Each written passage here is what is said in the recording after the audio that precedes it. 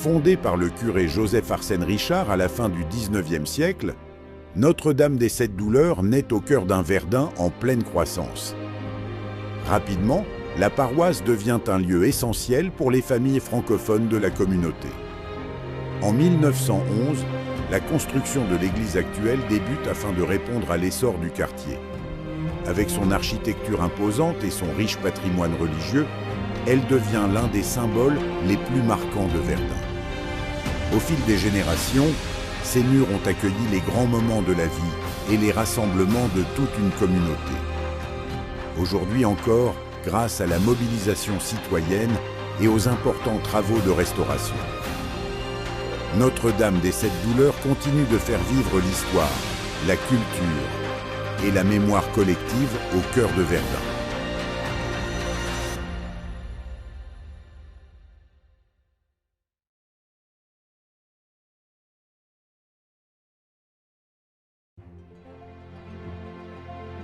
Depuis plus de 100 ans, Notre-Dame des Sept Douleurs veille sur la communauté verdunoise. Majestueuse, à l'extérieur comme à l'intérieur, elle demeure l'un des plus beaux symboles du patrimoine de Verdun.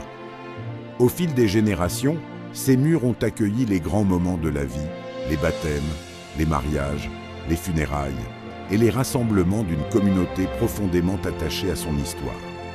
En 2009, d'importants travaux de restauration amorcent un nouveau chapitre pour cette église emblématique.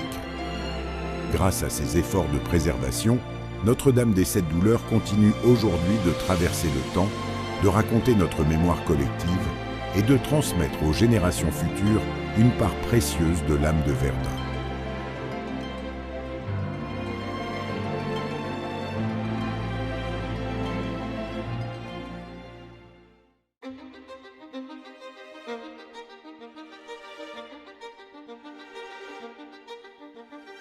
Depuis 2009, de grands travaux ont été entrepris pour redonner vie à l'église Notre-Dame des Sept Douleurs.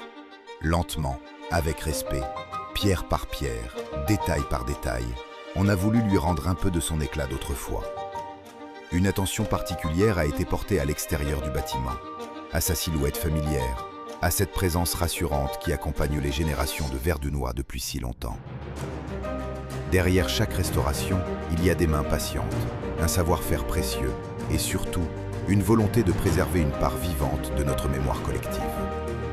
Parce qu'au-delà des briques et des clochers, ce patrimoine raconte aussi notre histoire, celle d'un quartier, d'une communauté et des gens qui l'ont façonné au fil du temps.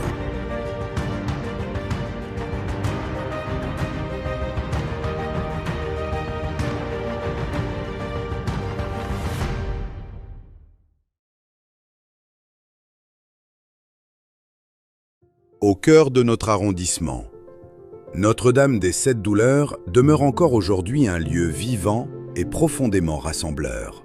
Chaque semaine, près de 450 personnes franchissent ses portes pour célébrer l'Évangile, se recueillir et prendre un moment de silence dans le rythme effréné du quotidien. Dans la lumière paisible de cette église centenaire, des générations continuent de se retrouver pour prier, partager et nourrir un sentiment d'appartenance à une communauté plus grande qu'elle-même. Au-delà de son patrimoine architectural, ce lieu demeure avant tout un espace humain, habité par la foi, la mémoire et la présence des gens qui lui donnent encore vie aujourd'hui.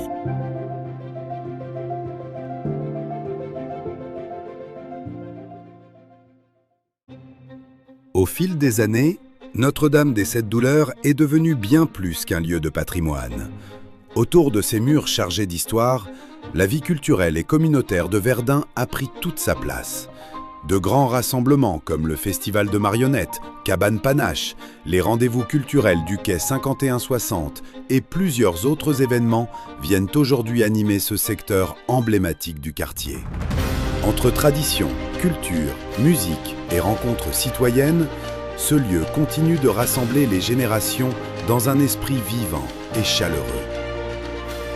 Au fil des saisons, l'église a accueilli des rendez-vous de l'orchestre métropolitain, des expositions et une multitude de concerts qui ont rassemblé des milliers de visiteurs.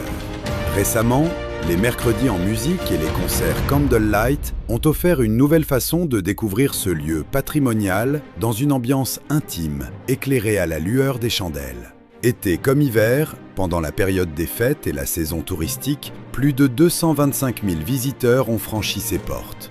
Des gens d'ici et d'ailleurs venus admirer l'architecture, vivre la musique et ressentir toute l'âme de ce lieu unique au cœur de Verdun.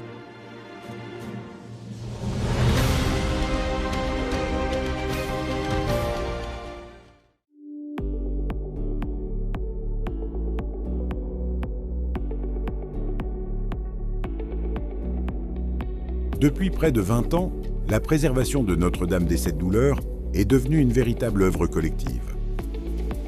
Autour de ce monument du patrimoine verdunois, des centaines de donateurs, des citoyennes et citoyens, des organismes communautaires et des acteurs du milieu des affaires ont uni leurs efforts pour assurer sa pérennité. Le monde politique a également répondu présent au fil des années avec l'appui de plusieurs personnalités engagées de Verdun et du Québec, témoignant d'une volonté commune de protéger ce lieu d'histoire et de mémoire.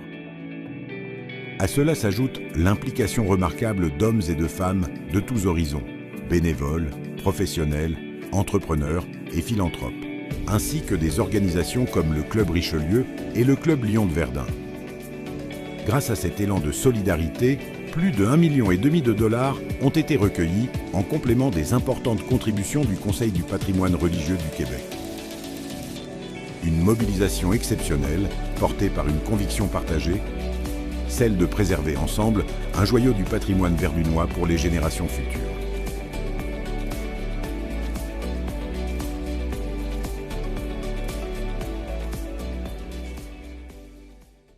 Aujourd'hui, en 2026, Notre-Dame des Sept Douleurs poursuit son histoire.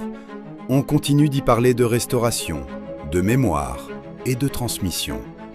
Mais surtout, Notre-Dame des Sept Douleurs demeure un lieu vivant qui célèbre les valeurs de l'Évangile, qui rassemble les gens et qui fait résonner la musique au cœur de ses murs.